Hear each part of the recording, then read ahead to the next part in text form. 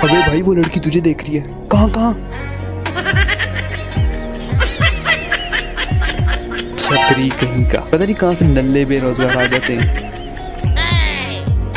भाई भाई भाई वो लड़की तुझे देख रही है, तो मैं क्या करूं? Oh no!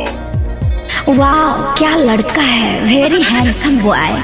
तो बेटा इससे पता चलता है कि अगर कोई लड़की तुम्हें देख रही है तो इसका मतलब जस्ट ये नहीं कि वो तुम्हें पसंद करती है, उसकी कई कंडीशंस हो सकती हैं कि वो क्यों आखिर तुम्हें देख रही है। इस वीडियो के अंदर इन्हीं सब चीजों को डिस्कस करेंगे।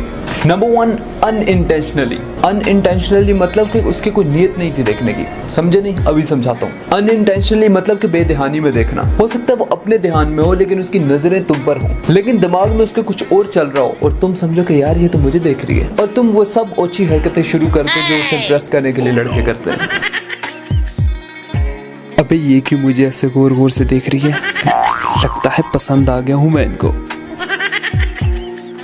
लेकिन अंदर से तो वो कुछ और सोच रही होती है। ये पहला धोखा है जो कि लड़कों के साथ होता है। इस धोखे से तुम लोग फ्रीक्वेंसी के साथ बच सकते हो, मतलब ये धोखा कम होगा, अगर होगा तो 1 या 2 बार ही होगा। कोई तुम्हें बेध्यानी में देख रहा होगा। अब ऐसा तो नहीं कि रोज कोई तुम्हें देख रहा है और वो बेध्यानी में ही देख रहा है, तो ऐसा होता नहीं है। नंबर 2, इंटेंशनली मतलब कि अपनी मर्जी के साथ तुम्हें देखना। ये है खतरनाक कंडीशन। ये वो कंडीशन है जिसमें अगला आपको अपनी मर्जी से देख रहा होता है, तुम्हारे साथ नैन मटक्के चला रहा होता है अपनी मर्जी से। या तो अब वो तुमसे टाइम पास करना चाहती है या फिर शादी करना चाहती है, लेकिन एक बात पक्की है इसमें कि वो तुम्हें इंटरेस्टेड है, पसंद हो तुम उसे। और जैसे ही वो तुम्हें देख रही होती है फिर तुम कूल बनने की एक्टिंग करते हो।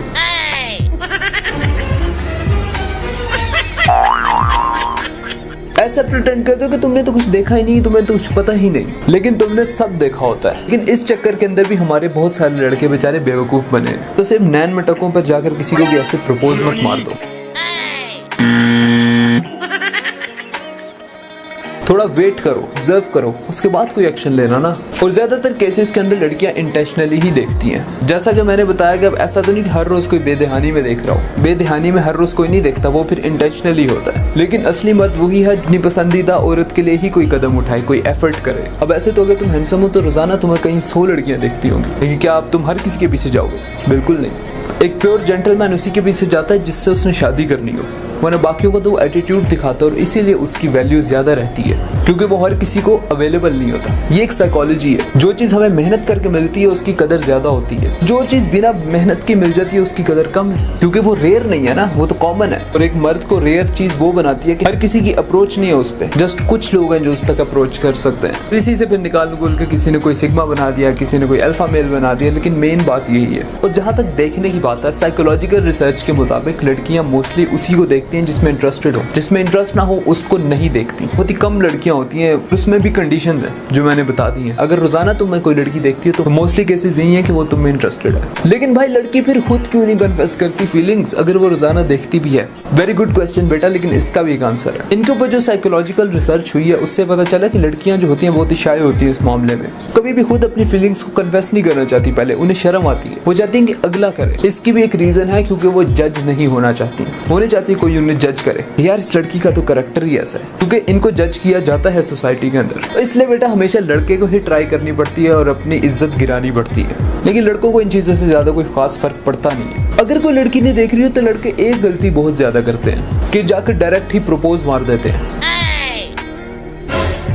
लेकिन लड़कियां बड़ी तेज होती हैं, ये इसी इंतजार में होती हैं कि जैसे अभी मेरे पीछे आएगा एकदम एटीट्यूड दिखा दूंगी। लेकिन हमारे लड़के ये नहीं समझते ना, इन्हें तो इश्क का भूत सवार हो जाता है कोई एक दफा देख ले तो। क्योंकि सारे शदीद तरसे हुए लौंडे होते हैं ना, बचपन से कोई मिला नहीं होता, ऑल बॉयज स्कूल में पढ़े होते हैं, टीचरों से डंडे मुक्के खाए होते हैं, तो आगे जाकर कोई जरा सा स्माइल भी कर लेते हैं, लोग कहते हैं बस इसी को ही बीवी बनाना है। और फिर अगली जब ठेंगा दिखाकर चली जाती है तो फिर ये रोना शुरू कर देते हैं। लेकिन भाई फिर करें क्या, प्लीज ये तो बता दे।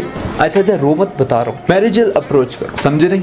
मतलब के शादी के लिए अप्रोच, और ये जस्ट उसी को ही करना होता है जिसको आप समझ लो कि हाँ यार इसको बीवी बनाना है, कि जिसके लिए आपकी इंटेंशंस बिल्कुल प्योर हो। इसके 2 फायदे हैं। नंबर 1 कि जो तुमसे जस्ट टाइम पास करनी है, जब तुम उसे मैरिजल प्रपोजल भेजोगे ना, तो अगर तुमने सिर्फ तुम्हारे साथ टाइम पास करना था, इंटरेस्ट नहीं था, तो वो उसी टाइम कट लेगी, बस निकल जाएगी सीन से। और नंबर 2 फायदा इसका ये है कि लड़की इससे आपको नेगेटिवली नहीं लेती, वो ये समझ जाती है कि प्योर जेंटलमैन है, शादी की नीयत से आया है और इसका कोई भी और इरादा नहीं है और इसमें कोई घबराने की बात भी नहीं है। तुम लोग लड़के हो यार, अगर तुम लोग का कोई मैरिज प्रपोजल रिजेक्ट भी हो जाता है तो क्या टेंशन है, तुम लोगों के लिए बहुत ऑप्शंस अवेलेबल हैं, तुम लोगों की लेट भी शादी हो कोई इशू नहीं है। तो इसलिए अगर कोई पसंद है तो फिर अपने अंदर पानी लाओ, अपने अंदर जिगरा लाओ, थोड़ा करेज करो और फिर जाके उसके लिए हाथ मांगो उसका। और अगर ये सब नहीं कर सकते तो बस फिर बैठे रहो, तो फिर तुम्हारी आंखों के सामने उसे कोई और ले जाएगा। इसलिए थोड़ी सी शर्म करो और लाइफ के साथ सीरियस हो जाओ। अगर तुम लोग चाहते हो कि मैं इसी तरह के कुछ और टॉपिक्स पे वीडियो लाऊं तो कमेंट सेक्शन में जाकर बताओ, कमिंग डेज के अंदर मैं उस पर वीडियो बना दूंगा। और इस तरह की मोर वीडियोस के लिए मुझे फॉलो करो।